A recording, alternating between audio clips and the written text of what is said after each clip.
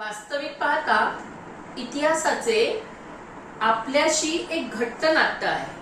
पण आपण म्हणतो इतिहास म्हणजे भूतकाळातील सुसंगत घटना. हा हा तेवढ्यावरच नका थांबू. इतिहास हा तुम्हाला उपयोजित इतिहास विशेषतः हा तुम्हाला तुमच्या वर्तमान काळाशी कसा जोडलेला आहे. मध्य प्रदेशातील भीमबेटका हे गुहाचित्र जे आहे त्या गुहाचित्र अतिशय प्रसिद्ध आहे.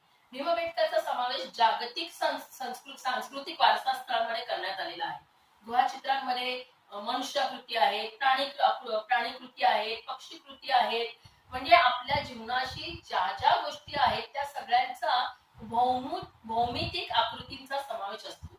मग अगदी पुराश्मयुग, अश्मयुग, ताम्र पाषाणयुग ते आतापर्यंत शेती इथपर्यंतच्या काळातील या चित्रांची शैली तुम्हाला घेता येईल आणि त्यांचा विषय त्यामध्ये बदल होत गेलेले आढळतात. चित्रामध्ये नवीन काही प्राणी, वनस्पती यांचा समावेश झालेला दिसतो आणि या चित्रांमध्ये तुम्हाला मनुष्य कृतींच्या रेखाटनाच्या पद्धतीत आणि वापरलेल्या रंगांमध्ये सुद्धा फरक आढळतो आणि त्यातली काही नैसर्गिक द्रव्यांचा वापर केलेली अशी चित्ररंग आहेत.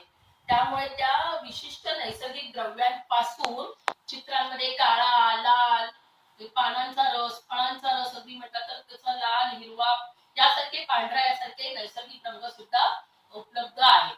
आता या काळातील लोकांचे म्हणजे त्या काळातील लोकांचे त्यांच्या परिसरासंबंधीचं ज्ञान आणि नैसर्गिक स्रोतांचा उपयोग करून घेण्याचे तंत्रज्ञान यांचा विकास कसा होत गेला याची कल्पना या चित्रांद्वारे तुम्हाला येऊ शकते. त्यासाठी आपण इथे काही चित्र बघू शकतो की जी पुराणाश्म युगातली आहेत आणि त्याद्वारे ही काही आपल्या महाराष्ट्रातली पण आहेत त्याचा इथे आपल्याला अभ्यास करता येईल. कलेची परंपरा ही गुहाचित्रांच्या परंपरेशी नातं सांगणारी आहे आणि घराघरातील लग्न कार्यात, धार्मिक विधीमध्ये अगदी आपल्या भिंतीवरची काही चित्र, रांगोळी या सगळ्या ज्या काही कला कृती आहेत त्यांचा प्रादेशिक लोककला परंपरेशी खूप महत्वाचं आहे.